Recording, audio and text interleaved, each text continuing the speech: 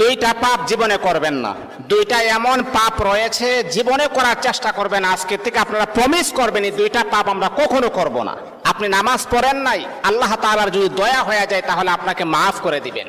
আপনি ফজরের নামাজ পড়েন নাই, আল্লাহ পাক রব্বুল আলামিনের যদি মায়া লেগে যায়, আল্লাহ পাক রব্বুল আলামিন আপনার গুনাহকে আমার আল্লাহ ক্ষমা করে দিবেন। আপনি যদি নফল নামাজ ইবাদত বন্দেগী কম করেন, আমার আল্লাহ কিন্তু আপনাকে মাফ করে দিবেন। কিন্তু আল্লাহর নবী বলেন দুইটা এমন জঘন্যতম পাপ রয়েছে, এই পাপগুলার ক্ষমা আমার আল্লাহ জীবনে কখনো তার বান্দাকে করবে না। দুইটা পাপ এমন জঘন্যতম পাপ, এগুলা করা যাবে না।